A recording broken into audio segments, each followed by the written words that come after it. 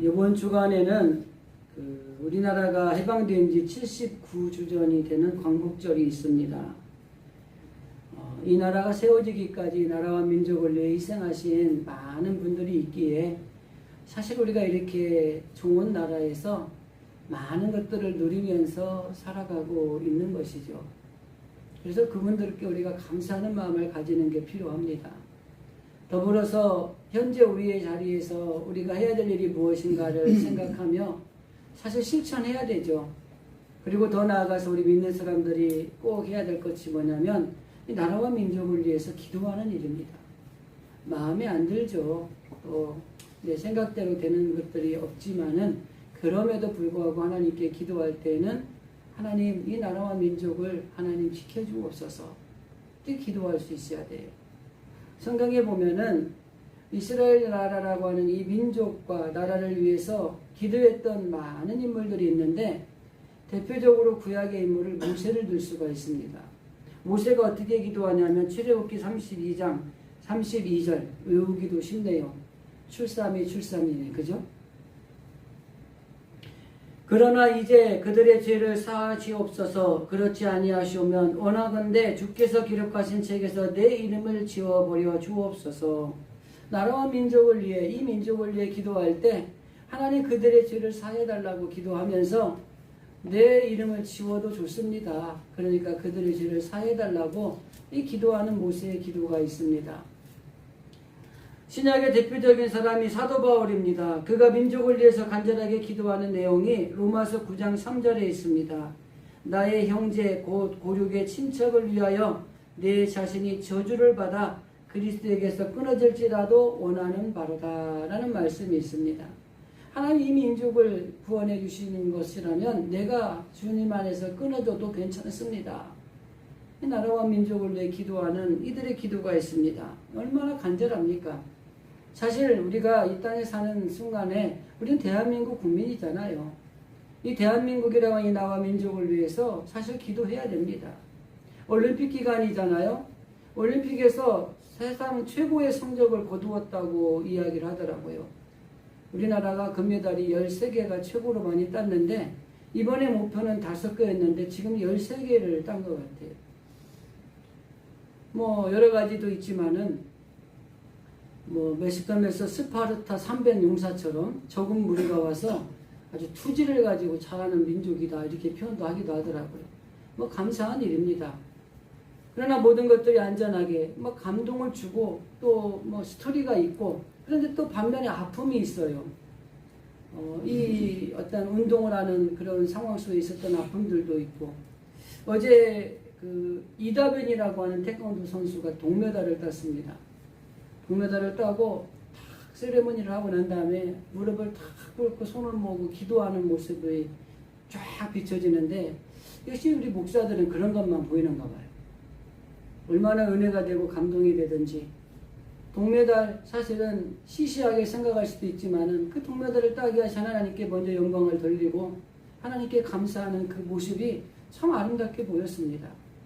우리 믿는 사람들이 나라와 민족을 위해 기도해야 되고 나라가 아픔이 있으면 슬퍼할 줄 알아야 되고 지난번에 말씀드린 것처럼 오직 나라와 민족 이스라엘을 향하여서 눈물로 기도했던 느헤미야 같은 이런 선지자들처럼 이 나라와 이 민족을 위해서 기도하는 것들이 필요합니다. 또 얼마나 지금 혼란합니까? 정치적으로 또 경제는 어렵죠. 사회와 또 이런 생활을 보면은 참 갈수록 악해지죠. 예전에는 생각하지 않았던 사건 사고들이 많이 일어나고 있죠.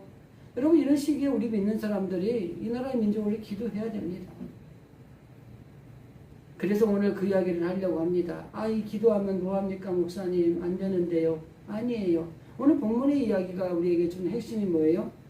하나님을 온전히 믿으라는 겁니다. 기도할 때도 하나님을 믿음으로 기도해야 되고 인생의 신앙생활 할 때도 온전히 믿음으로 신앙생활을 해야 된다는 것입니다. 그런데 어떻게 믿어야 되느냐? 바로 알고 믿어야 돼요.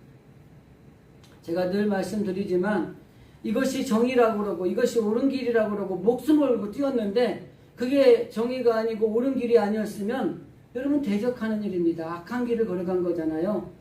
우리가 하나님의 뜻대로 살아야 된다고 그러고 하나님 뜻대로 산다고 그러고 열심을 가지고 신앙생활을 했잖아요. 그런데 그게 하나님의 뜻이 아니었으면 어떻게 되는 거예요? 우리는 하나님을 대적하는 일에 굉장히 열정을 가지고 열심을 다하는 것이 될 수 있습니다. 그래서 하나님을 믿는 것이 중요하지만 바로 알고 믿는 게 중요한 거예요. 때로는 문제되는 것들이 왜 문제가 되냐면 바로 알지 않고 자기 것이 옳다고 생각하면서 고집을 피우면서 일을 하나가기 때문에 문제가 생기고 어려운 일이 닥치는 겁니다. 그래서 바로 아는 것이 굉장히 중요해요. 전문적인 지식인들은 그 지식에 대해서 올바로 알고 그 다음에 자기들의 것을 주장하면서 일을 헤쳐나가야 되는 거예요. 정치도 마찬가지입니다. 사업도 마찬가지고요. 정치의 정자도 모르는 사람이 자기를 고집하며 나간다고 생각해 보십시오. 사업도 한 해보도 안 해본 사람이 사업의 전문가 앞에서 이게 맞다고 고집을 피운다고 생각을 해보십시오. 잘못된 거는 길을 갈 수밖에 없는 겁니다. 그래서 우리가 하나님을 바로 아는 것이 중요합니다. 오늘 우리가 읽은 본문의 말씀의 22절에 보면 예수님이 뭐라고 말씀하면 하나님을 믿으라 라는 말씀을 해요. 여러분 이 하나님을 믿으라 라는 이 믿음이 어떤 믿음인가를 여러분이 이제 아마 쭉 지금 말씀을 전개해 나가면서 이 예수님 말하는 이 믿음이 어떤 믿음인가를 깨닫게 될 거예요. 여러분들이 여기서 지금 생각할 건 뭐냐면 예수님이 제자들에게 하나님을 믿으라 라고 말씀했는데 여러분 그 믿음이 어떤 믿음인 것 같아요? 한번 여러분들 스스로 여러분들의 신앙으로 정립해 보시기 바랍니다. 그 믿음이 설교를 끝나고 난 다음에 예수님이 하나님을 믿으라고 하는 이 믿음과 내가 가졌던 정했던 믿음이 한번 일치하는가를 한번 확인해 보시기 바랍니다. 하나님에 대해서 분명하고 확실하게 알고 그 하나님을 믿어야 된다고 하는 것입니다. 그래서 오늘 설교의 핵심은 딱 끝나는 거예요. 여러분 우리가 하나님을 바로 알고 그 하나님을 온전히 믿어야 됩니다. 그래야 우리가 삶을 살아가면서 승리하는 삶을 살 수 있습니다. 이게 설교 끝나는 겁니다. 이게 끝나면 너무 일찍 끝나니까 이제 우리가 또 설명도 하고 살도 붙이고 이렇게 하는 거죠. 여러분 기적이라는 것은 인간의 힘으로는 할 수 없는 것들을 어떤 다른 힘으로 인해서 이루는 것, 그리고 고침을 받는 것, 더 나아가서는 가능하게 하는 것을 기적이라고 이야기를 해요. 그래서 기적이라고 하는 원래 참된 기적은 어쩌다가 되거나 우연히 되는 것은 기적이 아니고 하나님 안에서 이루어지는 것이 참된 기적입니다. 세상적으로 일어나는 기적은 이 사람의 힘을 안 되니까 저게 기적적이야, 저게 됐어 이렇게 이야기하는 거지만 참된 기적이라는 것은 어쩌다가 우연히 되는 것이 아니고 하나님 안에서 이루어지는 것이 참된 기적이에요. 오늘 본문의 말씀에 이야기하고자 하는 핵심이 뭐냐면 하나님께 모든 것들이 속해 있고 그 하나님의 손 안에 있다는 사실입니다. 그래서 우리의 생명까지도 하나님의 손에 있다는 것을 말씀하시고 싶은 거예요. 그럼 믿음이란 무엇일까요? 그냥 우리가 신학적으로도 이야기하고 신앙적으로 이야기할 때 믿음이라는 걸 이야기할 때 첫째 하나님을 인정하고 그 하나님께 고백하고 그 하나님께 순종하는 것이 믿음입니다. 하나님을 인정하는 게 믿음이에요. 말씀을 그대로 믿는 게 이게 인정하는 겁니다. 그리고 그 하나님 말씀을 인정함과 동시에 내가 내 입으로 고백하는 겁니다. 하나님, 나는 그 하나님 말씀을 될 줄로 믿습니다. 고백하는 거예요. 그리고 그 뜻대로 살아가는 겁니다. 이게 믿음이에요. 인정하고 고백하고 순종하는 겁니다.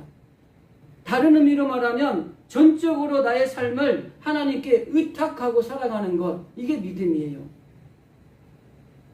여러분 우리가 그 믿음에 대한 이야기할 때 종종 많은 예화들 가운데 낭떠러지에서 떨어지다가 간신히 나뭇가지를 잡았던 사람이 기도를 하잖아요. 하나님 나를 이번에 살려주시면은 내가 하나님을 위해서 살겠습니다 이렇게 기도하잖아요. 근데 그때 하나님이 내 기도를 들으시고 뭐라고 말씀하세요? 그래, 그렇다면 내가 너를 살려줄 테니 그 손을 놓아라. 그러니까 이 사람이 뭐라고 기도했어요? 다시 하나님 말고 다른 사람, 거기 다른 사람 없으세요? 이렇게 했다는 거예요. 그리고 밤새도록 붙들고 있다가 날이 밝았는데 바로 1m도 안 되는 곳이 바닥이더라는 거예요. 여러분 믿음이라는 게 뭔지 아세요? 말씀대로 인정하고 고백하고 순종하는 겁니다. 놓아서 죽으면 죽는 거다 생각하고 놓았어야 되는 거예요. 그게 믿음이에요. 근데 못 놓는 거예요. 밤새도록 붙들고 있는 거예요. 그래서 믿음이라는 건 하나님께 기도하는 것과 더불어서 예수님의 이름으로 선포하는 겁니다. 근데 많은 사람들이 기도를 하는데 믿지를 않아요. 많은 사람들이 말씀을 듣기는 하는데 안 믿는 거예요. 많은 사람들이 예수님 이름으로 선포를 하는데 내가 예수 믿어야 돼요. 그럼 복 받아요. 여러분 구원 받을 수 있어요. 병이 고쳐질 거예요. 라고 말은 하는데 선포는 하는데 안 믿는 거예요. 그게 문제인 거예요, 여러분. 다윗은 그 마음에 이 마음이 말씀으로 녹아질 때에 믿음이 생겼다 이렇게 표현을 합니다. 여러분 하나님의 말씀이 내 마음에 녹아져야 믿음이 생기는 거예요. 그 믿음이 생기고 나면은 그 다음에 은혜와 평강의 복이 임하게 되고 그리고 내 몸보다 먼저 앞서서 하나님이 일하시게 되어 있는 겁니다. 이게 믿음의 결과예요. 근데 우리는 믿는다고 하면서 그 믿음의 실천을 못하고 있는 것입니다. 못 놓는 거예요. 붙들고 그냥 밤새도록 힘주며 있는 거예요. 놓으면 되는데. 그래서 우리도 여러분 하나님의 말씀에 우리 마음이 녹아져야 돼요. 이 설교를 들을 때도요. 뭐 설교는 목사 말이 아니잖아요. 하나님이 세워서 주의 종으로 세워서 말씀을 선포한 도구로 사용하는 거고 하나님의 말씀이잖아요. 이 설교를 들을 때에도 여러분들 마음이 녹아지셔야 돼요. 그래야 그 마음에 믿음이 생기고 그 믿음 가운데 실천하며 살아갈 때에 하나님이 주시는 놀라운 복이 임하게 되는 것입니다. 그래서 우리는 기도하셔야 돼요. 하나님 내가 주님의 말씀에 내 마음이 녹아지기를 원합니다. 하나님 내가 믿음이 아니요. 말씀으로 녹아져야지 그 다음 믿음이 생기는 거지 무조건 믿음만 달라고 그러면 안 돼요. 이제 기는 아이 보고 뛰어야 된다고 점프해야 된다고 해보십시오. 걔는 걷는 것조차 힘든데 뛰고 점프하라 그러면 그게 되겠습니까? 여러분 말씀으로 우리의 마음이 녹아지기를 위해서 기도하십시오. 하나님 말씀이 그대로 믿어지게 하옵소서. 하나님 말씀이 들을 때에 그것이 내 고백이 될 수 있도록 입으로 실천할 수 있게 하옵소서. 그리고 그 말씀대로 그냥 순종하고 따라가게 하옵소서. 이 말씀이 우리한테 녹아져야 되는. 열심히 들으면 뭐합니까? 그랬대. 그랬었구나. 근데 지금은 안 그러는 거예요. 모든 일은 하나님께서 받쳐주셔야 되는 것입니다. 그런데 그 하나님이 받쳐주시기 위해서 가장 먼저 선행돼야 될 게 뭐냐면 우리의 마음이 말씀으로 녹아져야 된다고 하는 것입니다. 그리고 이 마음이 녹아지기 위해서 필요한 게 뭐예요? 온전한 믿음, 살아있는 믿음, 즉각적인 믿음이 필요한 거예요. 우리가 오늘 본문에서 우리에게 말씀하고 당부하는 것이 뭐예요? 말씀한 것을 그대로 믿으면 그대로 된다는 겁니다. 그 중간에 끼어진 단어가 하나가 뭐죠? 의심이라는 단어예요. 말씀한 대로 의심하지 않고 그대로 믿으면 그대로 된다는 거예요. 근데 우리 신앙에 가장 방해가 되는 이 요소가 뭐냐면 의심입니다. 믿음에 의심이 들어가면은 이 믿음을 부패시켜요. 그래서 이 믿음대로 살지 못하게 만드는 겁니다. 그래서 의심을 제거하는 일에 여러분 몰두하셔야 됩니다. 부부관계도 의심하기 시작하면 이혼하게 되더라고요. 부자지간에 자녀와 부모와의 관계도 의심하기 시작하면 골이 깊어져서 사이가 안 좋아지더라고요. 의심을 제거해야지 되는 거예요. 그래서 우리가 찬송가에 뭐라 그래요? 의심을 다 버리고 구주를 생각하라 그러나요? 여러분 이게 필요한 거예요. 의심하면서 막 주님 바라보고 의심하면서 남편 바라보고 아내 바라보고 의심하면서 자녀 바라보고 이거 삶이 불편해져요. 가끔 종종 보면은 이 거짓말이 하고 싶어하는 게 아니라 이게 죄의 본성입니다. 어린 아이들 이제 막 말하고 하는 아이들 있잖아요. 뭐 하다가도 엄마가 너 이렇게 했지 그러면 이게 반박으로 나오는 게 말이 무슨 말인지 아세요? 안 했어? 했는데 안 했대. 뻔히 보이는데. 인간의 본성이에요. 그리고 우리 자녀를 키우다 보면은 거짓말 할 때가 있어요. 근데 그 의심의 눈으로 불을 보면은 안 되는 거예요. 그냥 그런 거 보다 하고 넘어가줘야지. 뭐 어떻게 하겠습니까?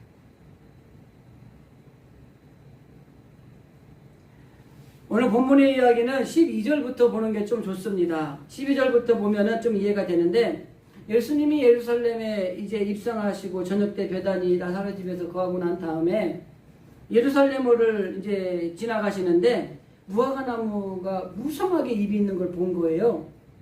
그러니까 이제 마침 시장하기도 하고 제자들과 예수님이 무화과 나무를 따먹으려고 갔어. 그랬더니 잎은 무성한데 열매가 없는 거예요. 그리고 무화과 이 나무의 특징이 뭐냐면 열매가 먼저 열리고 잎이 무성합니다. 그러니까 성경에 뭐라고 됐어요? 아직 이때가 안 되었기 때문에 열매가 없다는 거예요. 이미 무화과 열매는 따 먹고 난 다음에 잎이 무성해진 거예요. 어쨌든 그곳에 가서 이제 했는데 예수님이 그 나무를 저주를 했어요. 그리고 예수님이 그 뒤에 보면은 성전에 들어가셔서 성전을 척결하는 사건이 지나고 난 다음에 다시 그 다음날 이곳으로 들어오는데 베드로가 제자 중에 베드로가 그 나갈 때 저주했던 나무가 말라 죽은 걸 본 거예요. 예수님, 저 나무가 말라 죽었습니다. 그때 주님이 뭐라 그래요? 하나님을 믿으라. 그럼 하나님을 믿으라. 이 믿음이 어떤 믿음일까요? 예수님이 저주할 때에 제자들이 다 들었지만은 예수님의 말을 믿음으로 들은 사람들은 별로 없었어요. 그리고 나서 돌아오는 길에 보니까 무화과 나무가 말라 죽었어요. 그러니까 베드로가 그때 예수님의 말씀이 생각이 난 거예요. 아, 그랬구나. 이건 과거적인 믿음입니다. 우리가 하나님을 믿을 때에 여호와 이레 하나님, 그죠? 에베네셀의 하나님, 그죠? 임마누엘 하나님 있죠? 자, 여호와 이레 하나님 어떤 하나님이죠? 미리 예비해 두신 하나님이죠? 그러니까 이 미래적인 의미가 있어요. 자, 에베네셀 하나님 어떤 하나님이죠? 여기까지 도우셨다라는 과거적인 하나님이시죠? 자, 그럼 임마누엘 하나님 어떤 하나님이죠? 지금 현재 나와 함께 하시고 하는 하나님이 임마누엘 하나님이에요. 이런 믿음도 똑같아요. 과거에 하나님이 이렇게 우리를 해주신 거에 대한 믿음도 필요해요. 그래서 우리가 간증을 하죠. 제가 예전엔 이렇게 살았는데 내가 하나님을 만나고 나서 이렇게 했더니 이렇게 하나님이 복을 주셔서, 이게 과거적인 믿음의 간증이에요. 미래적인 믿음은 하나님이 이렇게 해주실 거라고 예비하고 믿는 거예요. 이 믿음도 굉장히 중요합니다. 근데 여기에서 하나님이 말하는, 예수님 말씀은 이 믿음을 가지라는 이 믿음은 뭐예요? 지금 현재 여기에서 이루어지는 이 믿음을 이야기하는 거예요. 임마누엘 하나님의 믿음입니다. 옛날에 나하고 한번 잘해줬던 하나님이 아니고 앞으로도 무엇인가 기대가 된 하나님이 아니라 지금 현재 이 순간 이 자리에서 이 상황에서 나와 함께 하신 하나님, 그 하나님을 믿으라고 하는 것입니다. 그래서 이 제자들은 예수님이 지나갈 때 안 믿었어요. 근데 예수님은 그 말씀을 하시는 순간 그것이 믿음대로 될 걸 아셨다고 하는 것입니다. 우리 이 믿음이 필요한 거예요. 주님께서 이스라엘 민족들에게 이 말씀을 주신 것은 이스라엘 민족들이 열매가 없는 것을 경고하시는 내용입니다. 제자들을 향하여서도 너희들이 나를 이렇게 따라다니는데 너희들이 열매가 없어, 믿음이 약해 라고 하는 것을 경고하는 거예요. 우리들도 마찬가지입니다. 이 말씀을 들을 때에 하나님, 내가 신앙생활을 참 오래 했어요. 믿음생활을 오래 했어요. 그런데 내가 기도의 열매, 전도의 열매, 아니면 이런 열매들이 없는 것에 대해서 하나님이 나를 책망하시는 말씀으로 듣고 우리가 받아들이는 자세가 필요하다고 하는 거죠. 주님의 말씀에 마음이 녹아지면 우리가 잘못된 것들도 회개하게 되고, 그리고 주님의 말씀이 우리 마음에 녹아지게 되면은 주님이 기뻐하실 만한 열매를 맺게 된다고 하는 것입니다.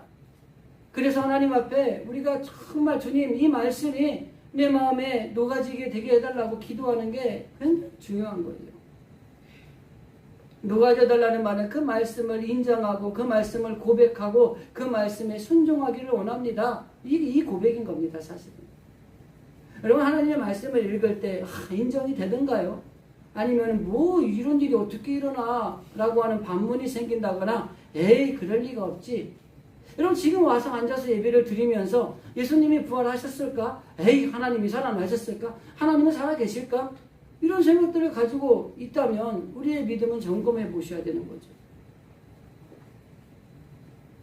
주님은 오늘 본문에 대해서, 믿음에 대해서 말씀하시면서 온전한 믿음을 가지라, 살아있는 믿음을 가져야 된다, 이것에 대해서 우리에게 설명을 하고 있습니다. 그래서 22절에 제자들이 과거적인 믿음을 가지고 베드로가 호들갑을 떨 때에 다른 말 안 했어요. 하나님은 너 하나님을 믿어라 라는 말씀으로 간단하게 요약을 하신 겁니다. 즉 살아계신 하나님을 믿어야 된다. 생명력인 하나님을 믿어야 된다. 지금 우리 가운데 역사하신 하나님, 이 하나님을 믿어야 된다. 이렇게 이야기하고 있는 것입니다.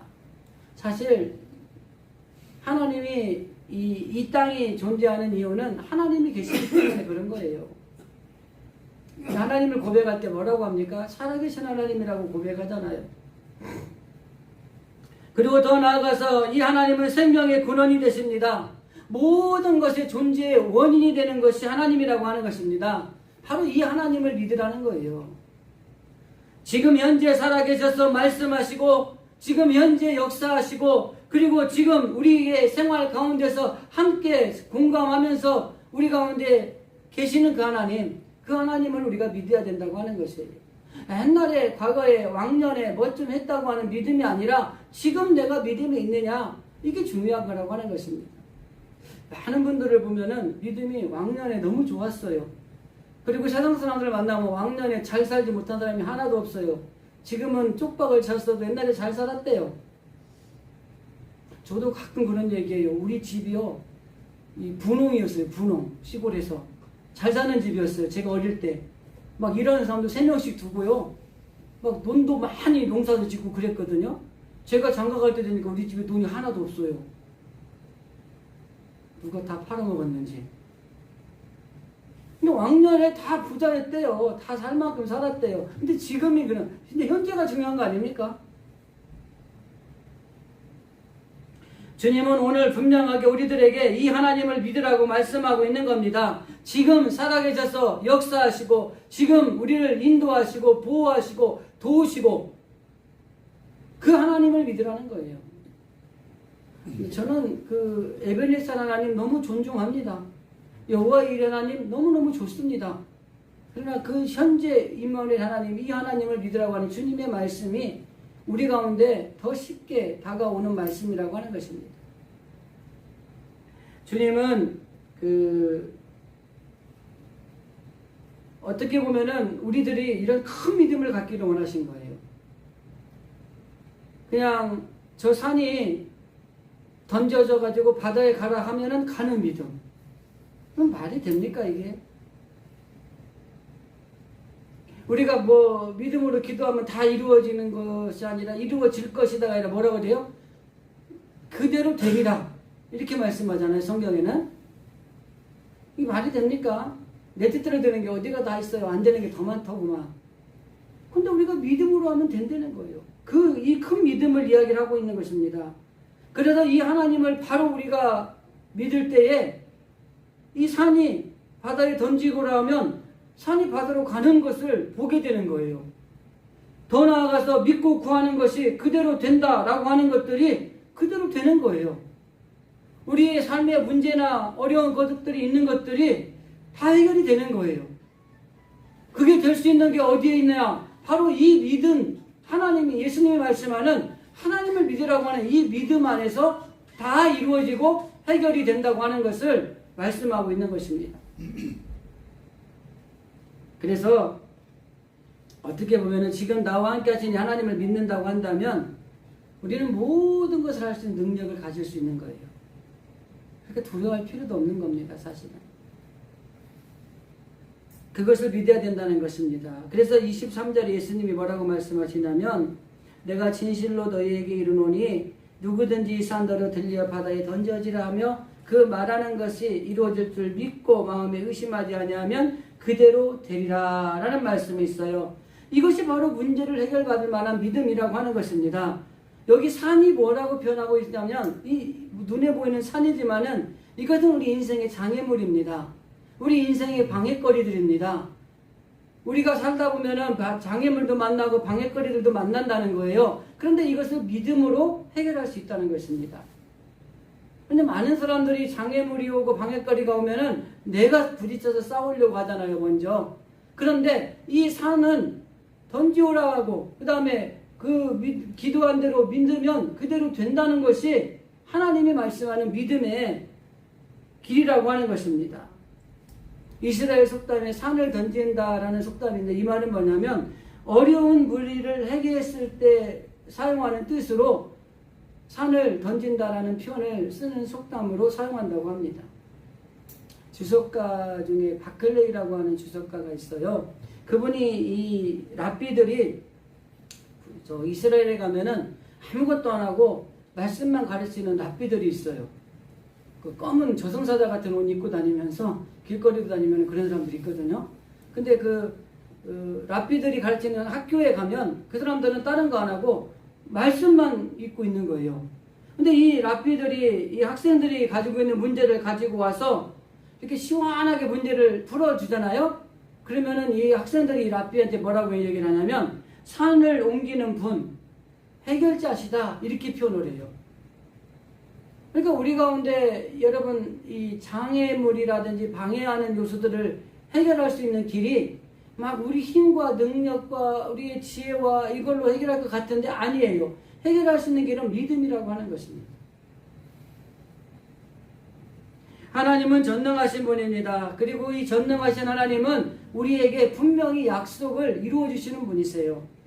그렇기 때문에 하나님이 나에게 약속하신 것들은 하나님은 일점이력도 변함없이 그 약속을 이루어 가시는 분이라고 하는 것입니다. 그렇기 때문에 역대하 28장 9절 여러분 이 말씀을 좀 잘 기억해 뒀다가 암송도 좀 하면 좋겠어요. 제가 한번 읽어드리겠습니다. 다윗이 그의 아들에게 한 말입니다. 내 아들 솔로몬아 너는 내 아버지 하나님을 알고 온전한 마음과 기쁜 뜻으로 섬길지어다. 이 말은 다른 말로 말하면 아들아 너는 내가 체험한 하나님을 좀 알면 좋겠어. 이렇게 이야기하는 겁니다. 믿음의 설교도를 아들에게 주는 겁니다. 네가 이 믿음의 설교도로만 살면은 하나님이 너를 도와주시고 너를 인도하시고 너를 모든 것들에게 잘되게 하시고 해결해 주실 거야. 이렇게 이야기하고 있는 겁니다. 그러면서 꼭 신선당부하는 게 뭐예요? 내가 체험한 하나님을 네가 알았으면 좋겠어. 이렇게 이야기합니다. 그리고 네가 그 하나님을 믿었으면 좋겠어. 여러분 우리가 이런 신앙을 가지고 있어야 되고 이런 신앙을 사실은 자녀들에게 신신당부할 수 있어야 되는 거예요. 다윗은 어떻게 보면은 믿음으로 골리앗이라는 산을 물리쳤던 사람입니다. 자기가 실패했던 사건에 대해서도 선지자의 말에 철저하게 회개하면서 그 방해물도 이겨냈던 사람들이라고 하는 것입니다. 양을 치다가 사자들이 와서 양을 물고 가면은 그 사자의 입에서 양을 꺼내서 가져오는 이런 사람이 다윗이었다고 하는 것입니다.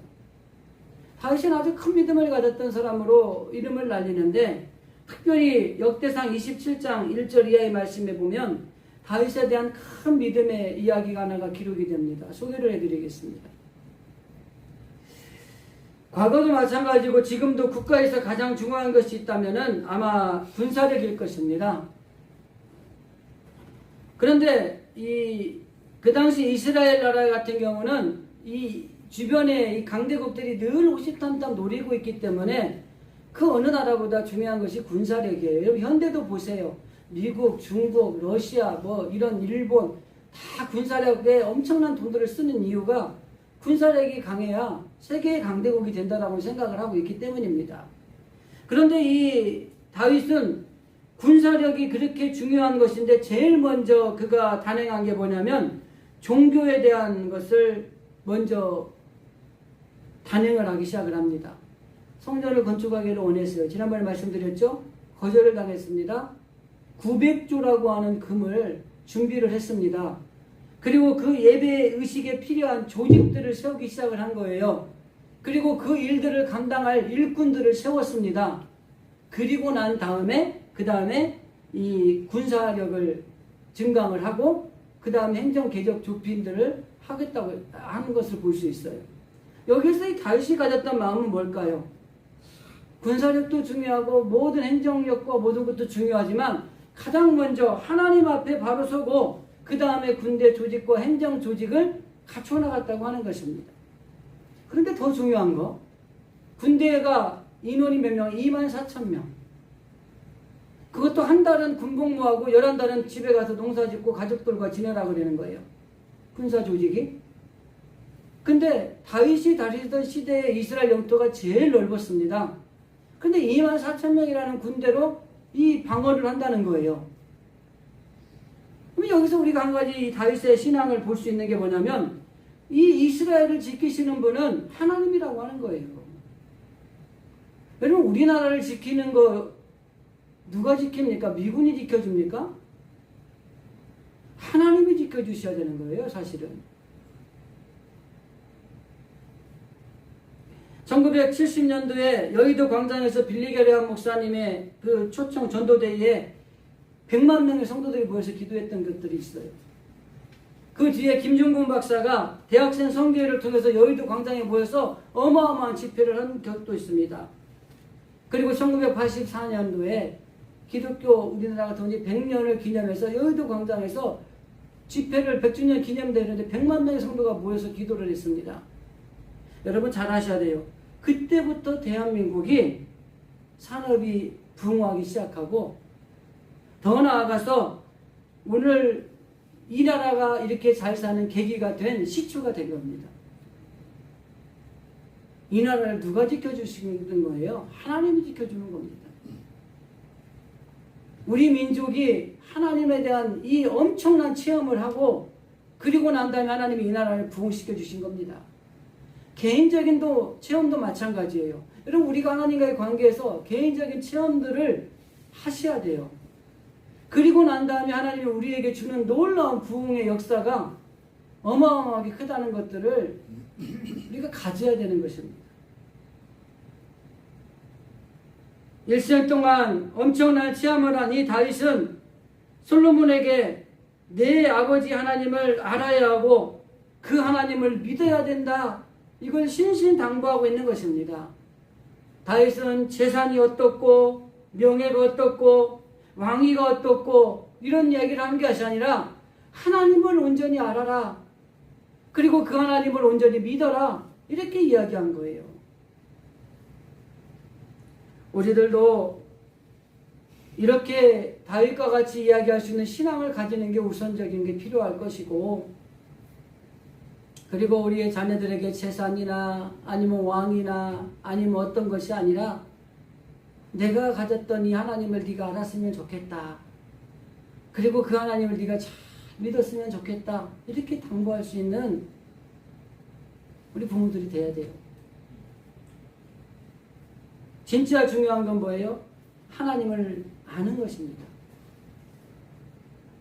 아버지가 함께 하셨던 하나님이 너도 체험했으면 좋겠다.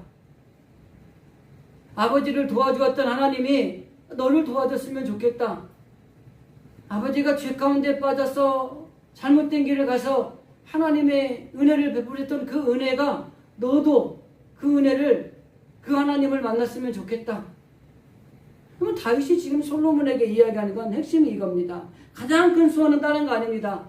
하나님을 바로 알고 그 하나님을 온전히 믿으라는 겁니다. 여러분은 어떻습니까? 이 다윗의 소원이 정말 우리의 소원이 되면 얼마나 좋겠다는 이런 부러움이 없습니까?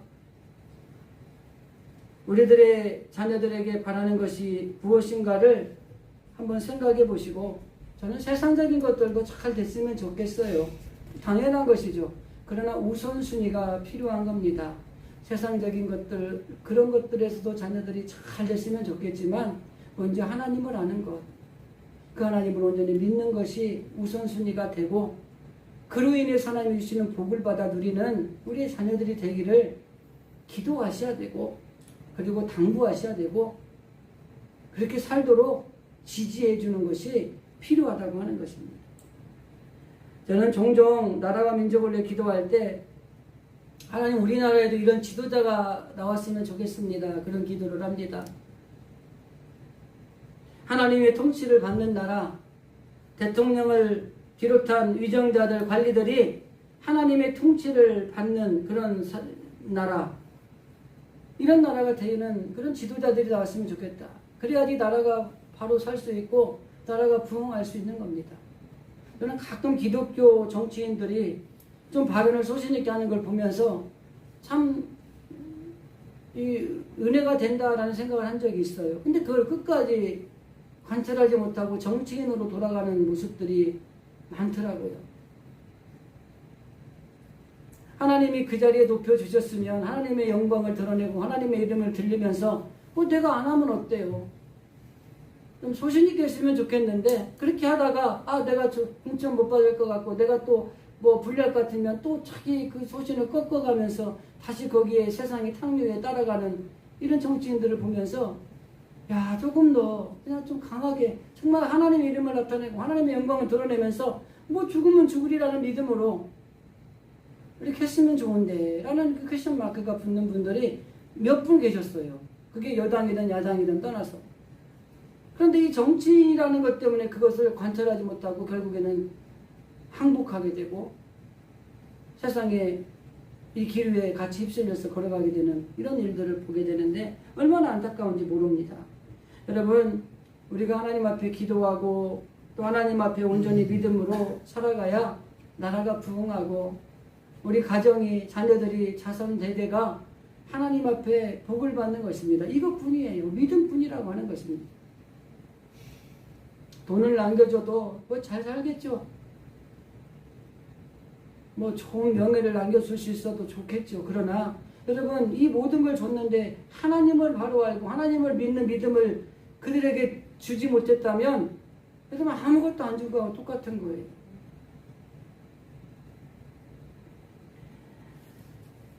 하나님 앞에 오늘 본문에 등장한 핵심적인 단어가 하나가 뭐냐면 의심입니다. 의심.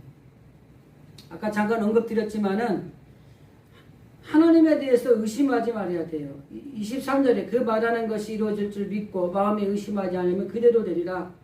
우리의 삶의 문제는 뭐냐면 의심에서 시작이 됩니다. 세상적인 것들도 마찬가지예요. 하나님을 믿는다고 하고 주님은 나의 구주라고 하면서도 불구하고 그리고 하나님 앞에 예배를 드리고 헌신하고 봉사함에도 불구하고 정말 하나님이 살아계신가? 정말 하나님이 이루어주실까? 라고 하는 퀘스천 마크가 붙는다고 한다면 이 의심이 결국 우리의 믿음을 부패시켜서 믿음으로 살지 못하게 하는 결과를 초래하게 만든다고 하는 것입니다. 그래서 지금 나와 함께 하시고 하나님 그 살아계신 하나님을 믿을 때에 우리가 하나님 안에서 능치 못할 일이 없다는 것을 기억하셔야 돼요. 그대로 된대잖아요. 그대로 될 거야. 아니 그렇게 될 걸 아니라 그대로 되리라 라고 성경은 이야기합니다. 다만 중요한 건 뭐예요? 우리가 하나님의 말씀을 의심하지 않고 그대로 믿는 이 믿음, 인정하고 고백하고 그리고 순종하는 이 마음이 녹아지는 말씀에 녹아지는 것, 이 믿음을 가지면 능치 못할 일이 없대잖아요. 현재 살아계신 하나님을 믿는다면 우리들의 삶 가운데 어떠한 것도 이루어진다고 하는 것입니다. 그래서 여기 그대로 되리라고 하는 이 말씀이 우리 안에서 진행이 되는 것들이 필요하다고 하는 것이에요. 하나님을 믿으라 라고 하는 것은 과거에 하나님을 믿는 것도 중요합니다. 미래에 하나님이 지켜주실 것에 대한 믿음을 가지는 것도 중요합니다. 그러나 지금 현재 이 순간 이 상황에 우리 가운데 역사하시는 그 하나님을 믿어야 되는 거예요. 힘들지만 이 모든 것들 속에 하나님이 도와주심으로 해결될 것이라고 하는 믿음, 고통 가운데 있지만 이 고통이 지금 하나님이 나와 함께 하심으로 말미암아 이 고통을 해결해 주실 것이라고 하는 믿음, 이 믿음을 가지라고 하는 것입니다. 다윗이 솔로몬에게 원했던 것도 이 믿음을 가지라고 하는 것이었고 오늘 본문에 등장하는 예수님이 제자들에게 하나님을 믿으라 라고 하는 이 말씀의 믿음도 현재 우리 가운데 살아계셔서 현재 우리 가운데 역사하시고 현재 우리의 문제를 해결할 수 있는 그 하나님을 믿으라는 거예요. 말씀을 정리하겠습니다. 하나님을 온전히 믿으면 하나님은 우리의 삶을 역전시켜 주십니다. 성경에 등장하는 인물들을 보면은 하나님이 그들의 믿음을 보시고 인생을 역전시켜 준 사건들이 얼마나 많은지 몰라요. 요셉의 인생을 역전시켜 주었고 모세의 인생을 역전시켜 주었으며 다윗의 인생을 역전시켜 주었고 다니엘의 인생을 역전시켜 주셨으며 모르드게의 인생을 역전시켜 주셨고 에스더의 인생을 역전시켜 주셨습니다. 그리고 지금 현재 오늘 예배를 드리는 우리 진실의 성도 여러분들의 인생도 하나님께서 역전시켜 주실 줄로 믿습니다. 그렇기 때문에 우리가 철저히 하나님을 믿음으로 우리의 가정 그리고 우리의 일터 모든 것들이 역전시켜지는 놀라운 일들을 경험하게 돼야 된다고 하는 것입니다. 그래서 이 사실을 믿으시고 그러면 하나님 우리들 앞서서 일하심으로 믿음대로 되는 놀라운 일들이 우리 가운데 이루어진다고 하는 것입니다. 성경 한 구절 읽어드리고 말씀 정리하겠습니다. 시편 43편 5절입니다. 내 영혼아 내가 어찌하여 낙심하며 어찌하여 내 속에서 불안하여 하는가. 너는 하나님께 소망을 두라. 그가 나타나 도우심으로 말미암아 그 하나님이 여전히 찬송하리로다. 하나님을 바로 알고 믿으십시오. 이것이 우리의 신앙의 모토가 되기를 바랍니다. 그러면 여러분들의 신앙의 모토가 자녀들에게 유산으로 남겨지게 되고 그 자녀들에게 남겨진 이 신앙의 모토 때문에 여러분의 가정과 여러분의 자자손손이 하나님이 예비하신 놀라운 복을 받게 될 것입니다. 바로 이러한 복이 우리에게 임하기 위해서 이런 하나님을 믿는 우리 모두가 되어줄 수 있기를 주님의 이름으로 간절히 기도드립니다. 기도하겠습니다.